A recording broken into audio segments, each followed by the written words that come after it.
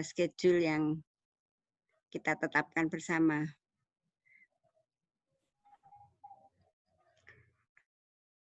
Seperti sama.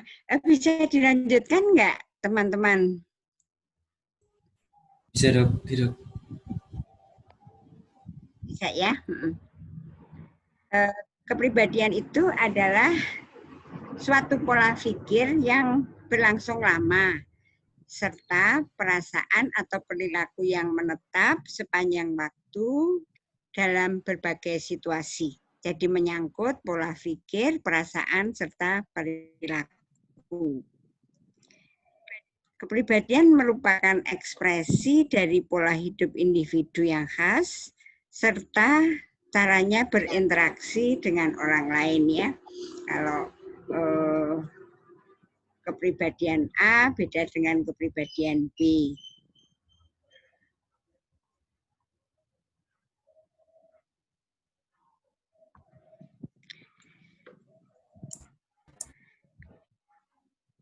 Kepribadian itu dipunyai oleh semua orang, tetapi gangguan kepribadian yang spesifik relatif jarang dijumpai. Jadi kalau gangguan kepribadian tidak semua orang terganggu kepribadiannya ya. Seyogianya kita terlebih dahulu merujuk pada ciri kepribadian sebelum mengatakan seseorang itu mengalami gangguan kepribadian, kecuali apabila kriteria diagnosisnya sudah memenuhi. Ya, jadi ada dua istilah, ciri kepribadian dan gangguan kepribadian. Apa bedanya? Yang harus dipegang adalah pada individu dengan ciri kepribadian tidak ada hendaya. Hendaya yang berarti bagi individu tersebut maupun bagi lingkungannya.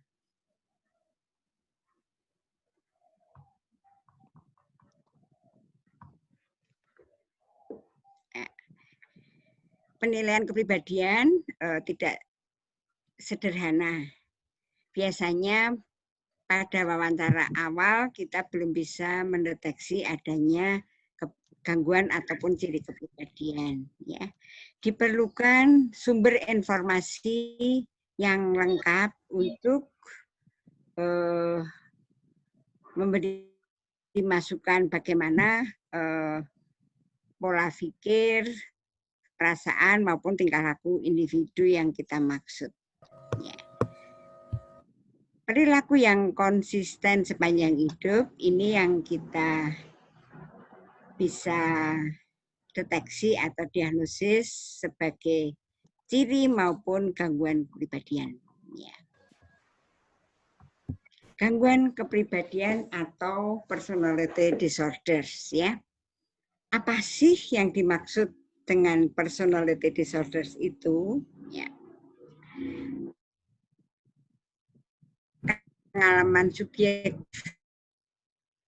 menetap menyimpang dari standar budaya, bersifat kaku dan pervasif, dimulai masa remaja. Jadi gangguan kepribadian itu didiagnosis setelah usia 18 tahun menurut PPDGJ 3. Onsetnya masa remaja atau awal masa dewasa yang akan menetap sepanjang masa, mengakibatkan ketidakbahagiaan dan hendaya dalam kehidupannya. Gangguan kepribadian ini bersifat kronik ya. Prevalensi di Amerika Serikat tinggi, cukup tinggi. Kalau kemarin-kemarin kita menjumpai frekuensi 0,2 sampai 2%, ini 10 sampai 20%, 1/5 dari populasi. Mengapa prevalensi di sana di US ini ada datanya? Karena memang pemahaman atau penerimaan ilmu kedokteran jiwa di Indonesia. Sekarang saja kalau boleh saya tanya mahasiswa saya di POK 13 ini berapa persen yang mau atau legowo berkonsultasi dengan psikiater mungkin tidak ada 30% ya. Kalau di sana 90% bahkan sampai 97% pernah berkonsultasi dengan psikiater ya. Sekitar 50% dari penderita gangguan jiwa atau gangguan psikiatri itu memiliki gangguan kepribadian. Gangguan kepribadian ada di akses berapa? Calon teman sejawat saya.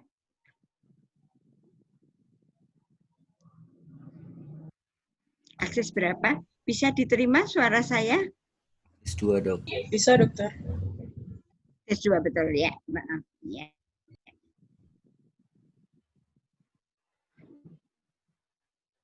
Sehingga gangguan kepribadian ini juga merupakan faktor predisposisi untuk gangguan jiwanya. Misalnya gangguan kepribadian dependent ya. Aduh, your internet. Oh ya. Gangguan kepribadian dependent selalu tergantung sehingga dia gangguan cemas seperti itu misalnya satu contoh kasus ya.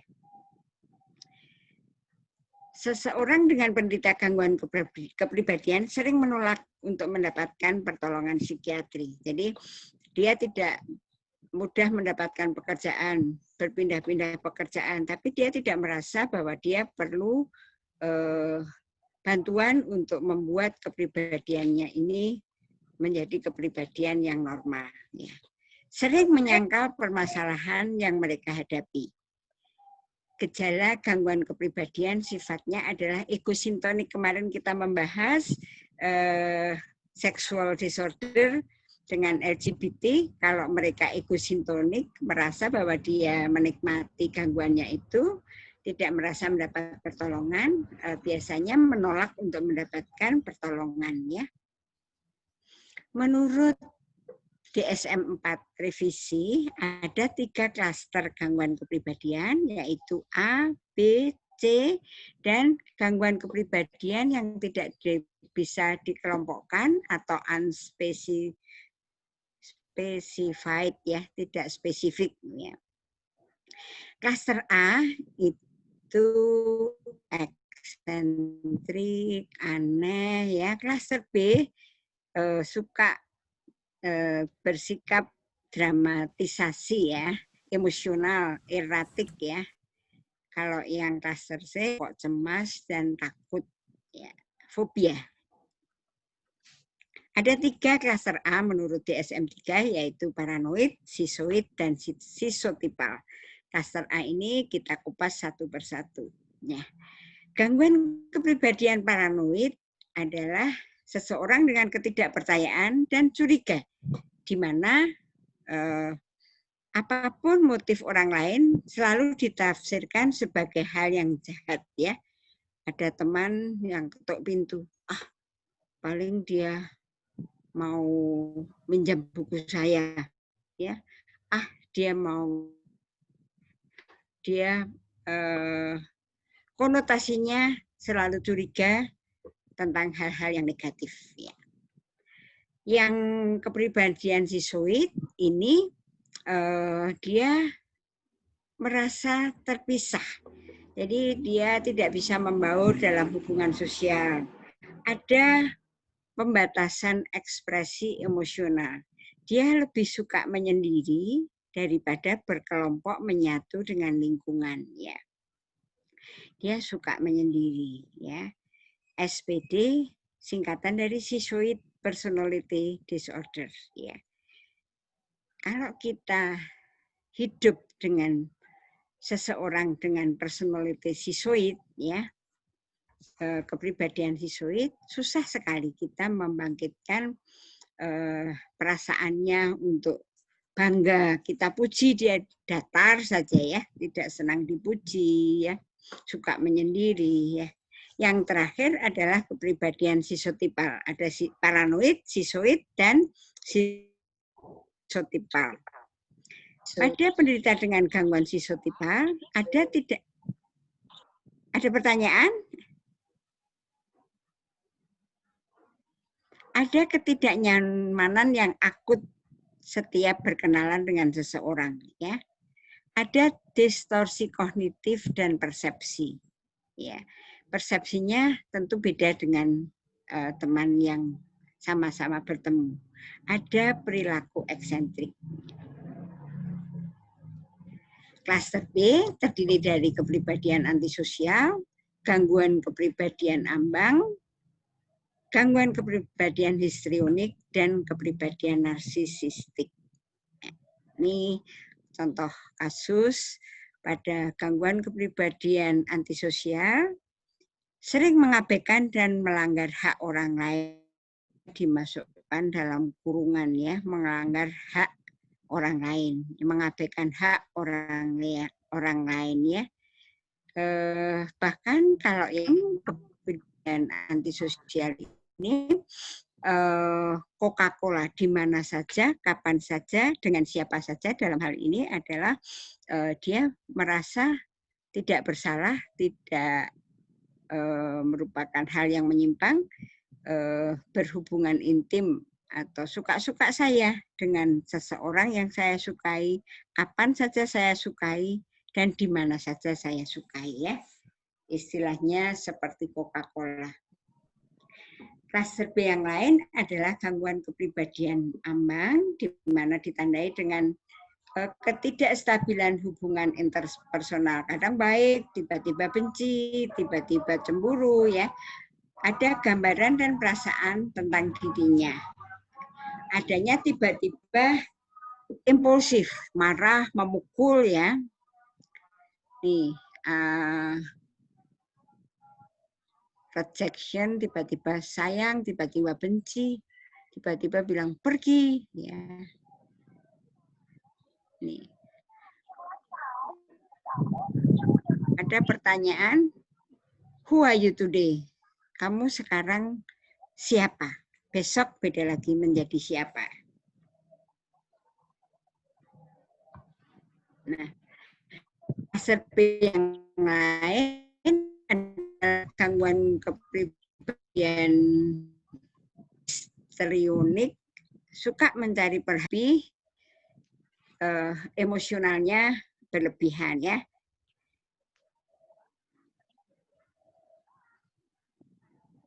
Ya, nih luapan perasaan yang berbinar-binar dan berlebihan, ya. Ini seperti bermain drama, ya, seorang princess yang selalu membutuhkan perhatian.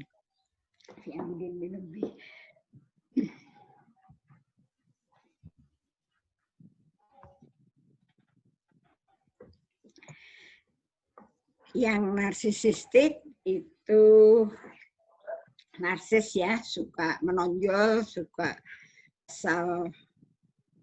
sangat cantik, sangat mampu, sangat kaya, ya. Memerlukan sanjungan, suka disanjung, ya.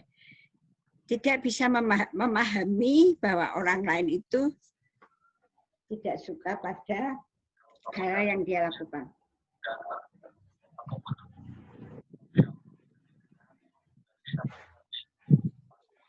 Klaster C merupakan kumpulan gangguan kepribadian, gangguan cemas, gangguan dependen, dan gangguan obsesif kompulsif.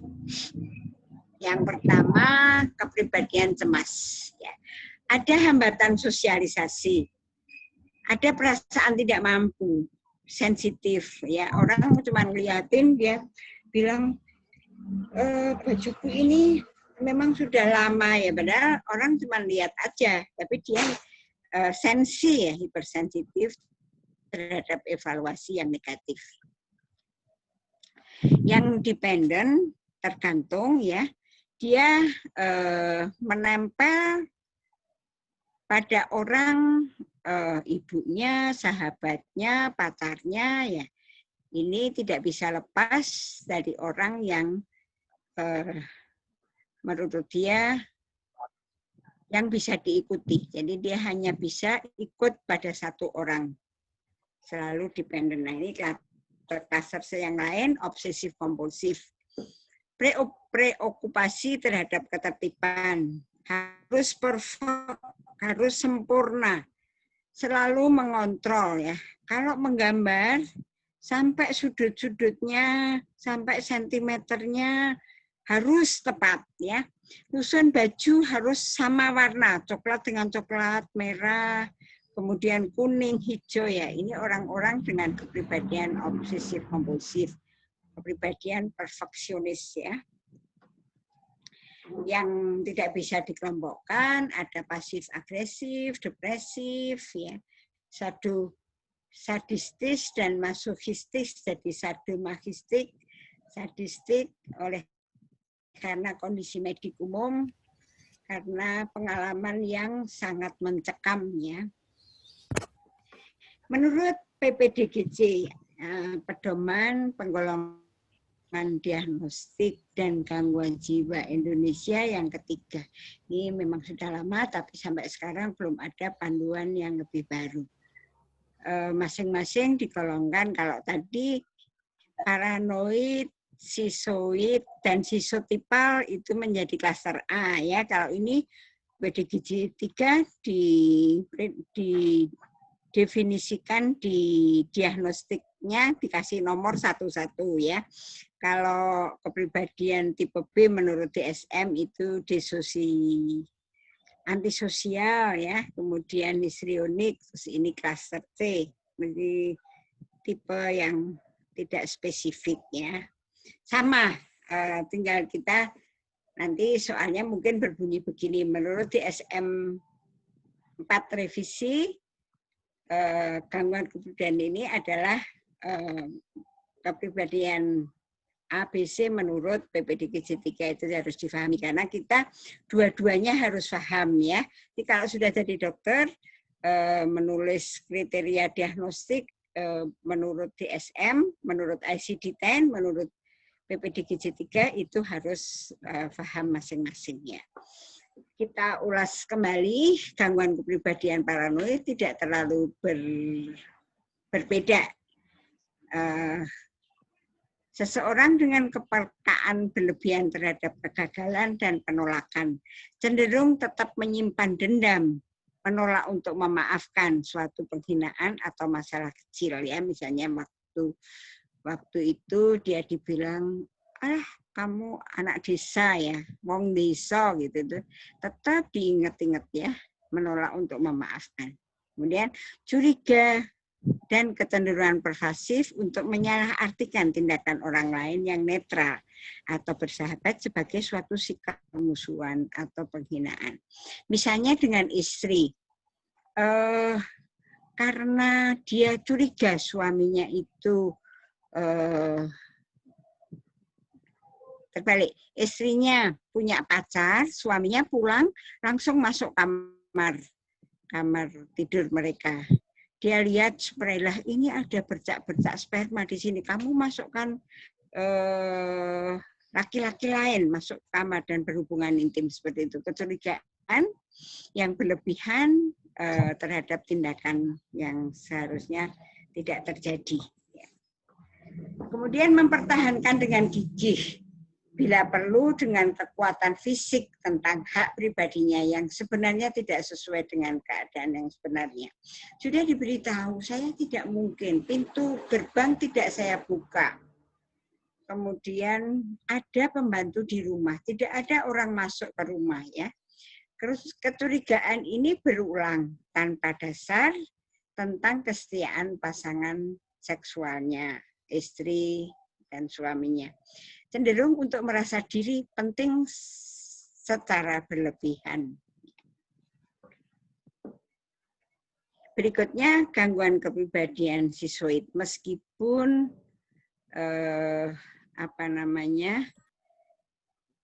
dia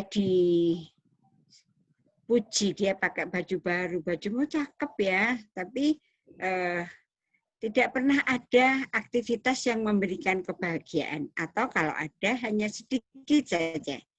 Emosinya dingin, afeknya datar, tidak mampu untuk menyatakan kehangatan, kelembutan, atau kemarahan kepada orang lain. Tidak peduli terhadap pujian maupun kecaman. Jadi afeknya datar.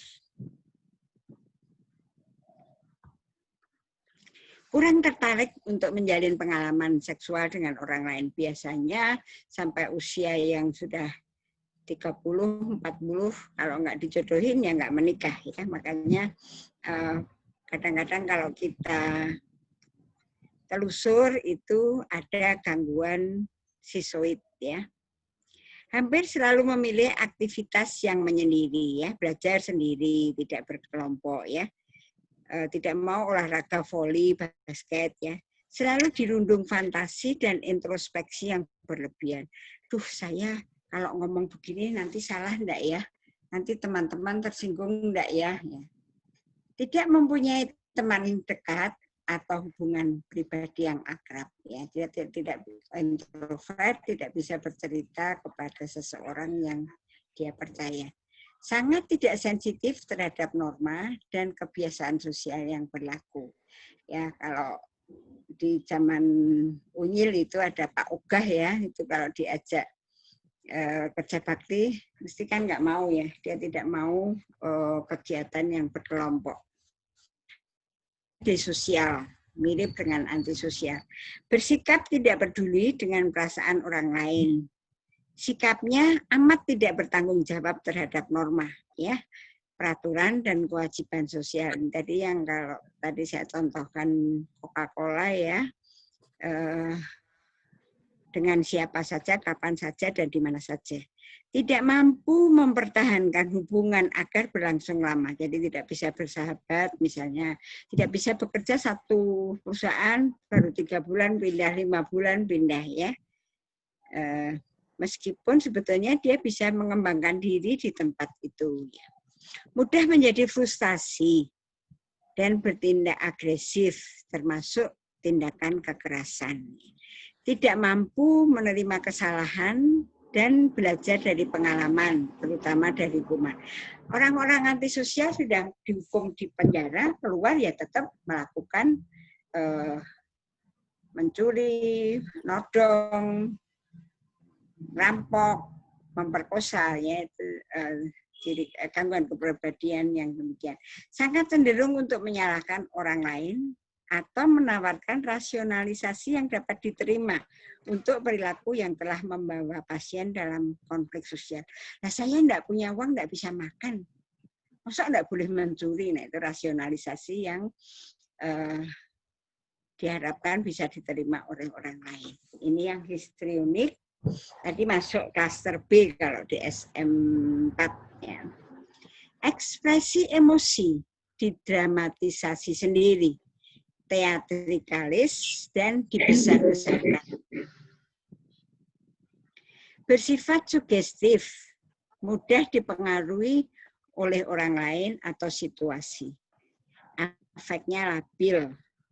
Terus-menerus mau mencari kepuasan dan aktivitas di mana dia menjadi pusat perhatian. Tiba-tiba dandan menor ya, bernyanyi di tengah kerumunan misalnya, karena butuh mendapat perhatian lebih. Kegairahan yang tidak pantas dalam penampilan atau perilaku, pakai baju seksi di tengah kerumunan orang. Terlalu mementingkan daya tarik fisik. Gambaran penyertanya egosentris, memuaskan diri sendiri, sensitif, perilaku manipulatif yang menetap untuk mencapai kepentingan pribadi. Berikutnya anankastik ya. Anankastik ini lebih ke arah pervert ya. Kalau yang histrionik teatrikal. Perasaan ragu dan hati-hati yang berlebih. Keterpakuan pada rincian, saya jam 5 harus sudah siap mandi, siap pakai baju, harus sarapan ya. Selalu terpaku pada peraturan, daftar perintah atau jadwal. Perfeksionis yang menghambat penyelesaian tugas. Harus nata tempat tidur dulu sampai rapi. Baju harus dikembalikan ke tempatnya. Buku, tas harus sesuai warna baju, warna sepatu ya. Sehingga menghambat penyelesaian tugas yang lebih penting. Ketelitiannya berlebihan, terlalu hati-hati. Tadi menggambar dengan penggaris harus tepat sentimeternya ya. Keterpakuan dan keterikatan yang berlebihan pada kebiasaan sosial. Bersifat kaku dan keras kepala ya. Tidak mau dieleki. Pemaksaan secara tidak orang lain melakukan sesuai menurut caranya ya. Besok harus berangkat, saya nyamperin A, kemudian bareng ke B ya. Kadang-kadang harus kembali ke sana dulu baru berangkat ke Unimus misalnya. Mencampur adukkan pikiran atau dorongan yang bersifat memaksa atau hal yang tidak disukai. Itu anankastik. Yang klaster C ya ini, cemas, fobia, ya, tegang dan takut yang menetap. Merasa diri tidak mampu, tidak menarik, lebih rendah dari orang lain ya. Minder, kekhawatiran yang berlebih terhadap kritik dan penolakan dalam situasi sosial ya. Mau berangkat syukuran, tasyakur, duh kerudungku cocok enggak ya? Nanti aku di sana bisa enggak ya ngaji sesuai dengan teman-teman ya. Keengganan untuk terlibat dengan orang kecuali merasa yakin bahwa dia nanti disukai. Pembatasan gaya hidup oleh karena alasan keamanan fisik. Menghindari aktivitas sosial atau pekerjaan yang banyak melibatkan kontak interpersonal.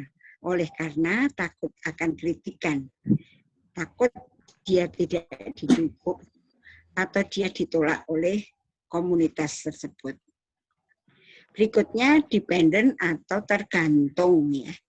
Mendorong atau membiarkan orang lain untuk tanya ibu kosnya, Bu, saya harus kuliah enggak ya? Bu, saya harus pakai baju yang warnanya cerah atau gelap ya? Bu, saya nanti naik angkot atau bawa motor ya? Seperti itu. Ya. Meletakkan kebutuhan sendiri lebih rendah daripada kebutuhan orang lain pada siapa dia bergantung. Dan kerelaan yang tidak semestinya terhadap keinginan mereka. Misalnya tergantung pada sahabatnya. Sahabatnya waktu itu harus pergi ke pasar karena mau ada keperluan di rumah. Mending dia menemani temannya daripada dia harus menyetrika bajunya, mencuci, membersihkan kamar kos misalnya. Keengganan untuk mengajukan tuntutan yang layak kepada siapa dia bergantung.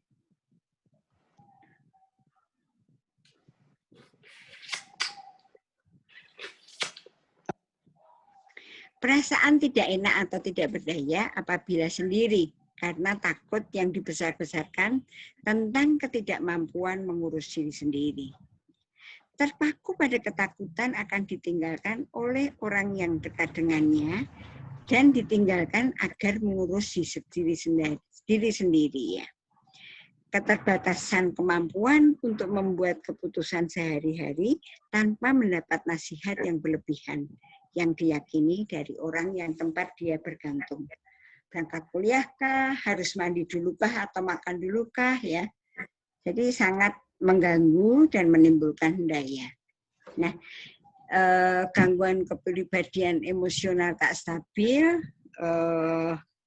ini sebetulnya kalau di SM4 masuk ke yang tidak dikelompokkan. Unspecified. Cenderung setara menyolok untuk bertindak impulsif tanpa mempertimbangkan konsekuensi yang bersamaan dengan ketidakstabilan afek. Kemampuan untuk merencanakan sesuatu sangat minimal Ledakan kemarahan yang hebat seringkali dapat menjurus pada kekerasan atau ledakan perilaku. Ini mudah ditimbulkan jika kegiatan impulsifnya dikritik atau dihalangi oleh orang lain.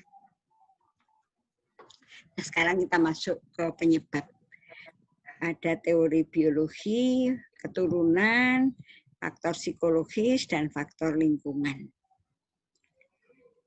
Bagaimana cara memeriksa gangguan kepribadian? Ya, pasien atau keluarga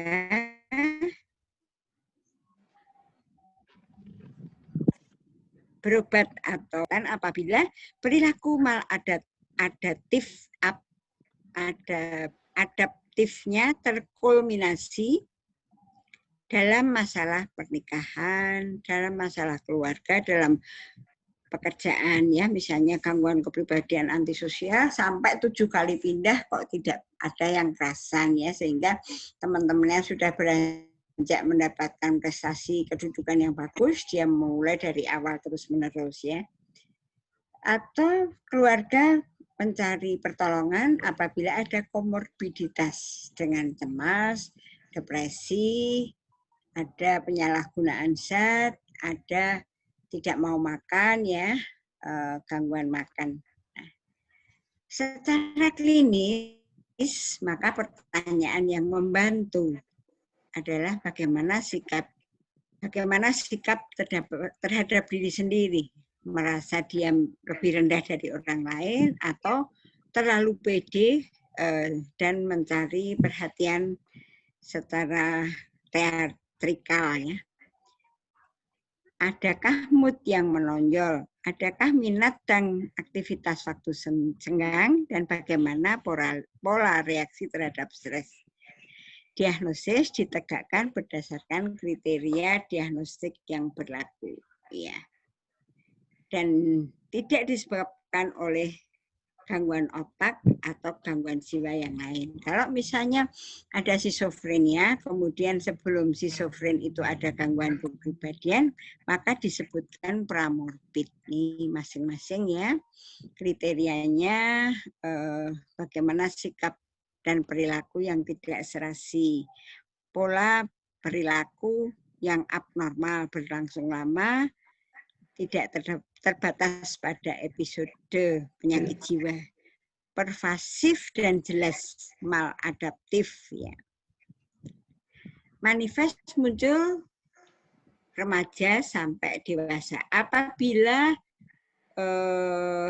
muncul pada masa kanak, maka belum disebut gangguan kepribadian, ya.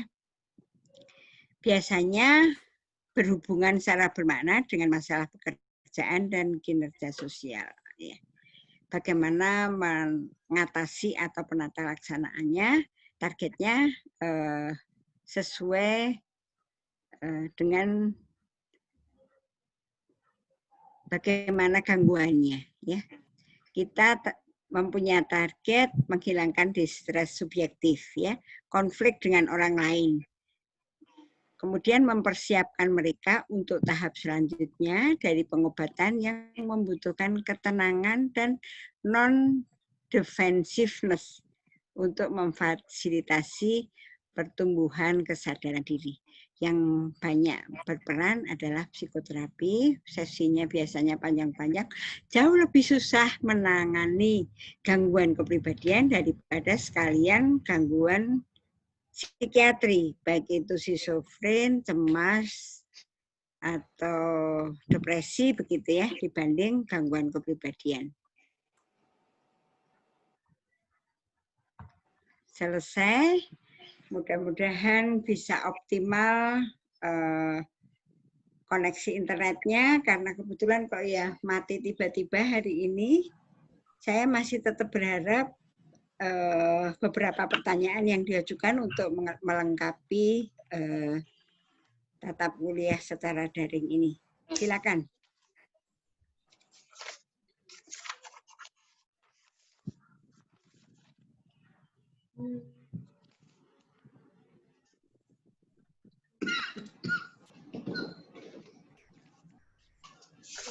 izin bertanya, Dok. Silakan. Baik, terima kasih, Dok. Jadi tadi kan disebutkan kalau pasien yang cenderung skizoid atau lain sebagainya itu tanda-tandanya itu ada disosial ya, Dok. Nah, lalu apakah orang-orang yang disosial itu pasti skizoid atau tidak, Dok? Siapa namanya tadi? Belum terbaca. Gandhi ya? Iya, Dok. Ilham Gandhi. Iya, Dok. Ya. Terima kasih. Ini yang pertanyaan sangat bagus. Apakah setiap orang yang disosial itu pasti gangguan kepribadian? Kita pertama berpikir bahwa ada dua hal yang harus kita bedakan. Satu, ciri kepribadian, dan dua, gangguan kepribadian. Kalau belum menimbulkan daya seperti ketidakbahagiaan atau tidak bisa bekerja, tidak bisa berkeluarga, artinya gangguan kepribadian paranoid seperti tadi ya, masih ciri kepribadian. Dan ciri kepribadian itu pun ada kriteria diagnostik. Ya, dia kalau dipuji tidak merasa senang, ya, tidak ada reaksi, tidak ada hal-hal yang membuat dia merasa bahagia. Kalau kita dipuji, wah sepatumu apik, gitu aja kan senang ya. Bajunya itu buatan mana, gitu aja kan ada rasa senang gitu ya, ada rasa hangat. Itu enggak, ya. Itu jadi kita harus pintar-pintar. Apakah ini gangguan kepribadian? Masih kriterianya terlalu banyak. Di bawahnya itu ciri, di bawahnya itu sikap atau perilaku, perasaan, atau apa namanya tadi, perilaku, perasaan dan pikiran yang tidak sesuai dengan kita, tidak sesuai dengan orang yang normal. Kalau gangguan kepribadian itu sepanjang masa, jadi bukan lagi periode ini orangnya menyendiri, itu dari 18 tahun sampai ke sini tidak pernah punya sahabat. Kalau dia dekat sama orang sebentar aja bagus, habis itu tidak bisa akrab seperti itu. Ya, jadi bukan semua orang yang disosial pasti gangguan kepribadian. Jawabnya seperti itu. Baik, terima kasih, Dok. Ya, sama-sama. Lanjut.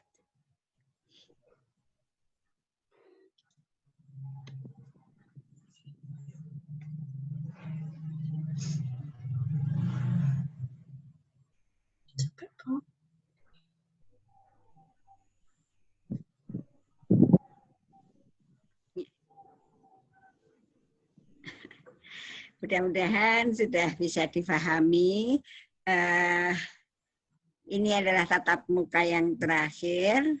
Mudah-mudahan ada dari kalian yang tertarik nanti membuat tugas akhir atau skripsi bidang psikiatri. Saya siap. Kalau mau tanya, misalnya, Dok, kakak saya kok begini, adik saya kok begini, pacar saya kok begini. Boleh enggak sih pacaran? Enggak boleh ya. Teman dekat saya gitu ya. Teman dekat. Monggo ya. Saya mengucapkan banyak terima kasih atas atensinya. Minta maaf tadi kok ya lampu mati. Alhamdulillah ada cucu nih yang tahu IT ya, kayak saya kok ya sinau tapi kok ya masih alon-alon. Sudah di luar zaman kan, tapi tetap saya berusaha. Materi sudah ada pada Asa, 5 Cynthia Asa. Materi ya, mudah-mudahan tidak terlalu susah dan bisa dikerjakan semua. Harapan saya semua lulus, nilainya bagus. Allahumma amin. Billahi taufiq wal hidayah. Wassalamualaikum warahmatullahi wabarakatuh. Waalaikumsalam warahmatullahi Waalaikumsalam warahmatullahi wabarakatuh. Terima kasih, Dokter. Sehat selalu, Dokter. Amin.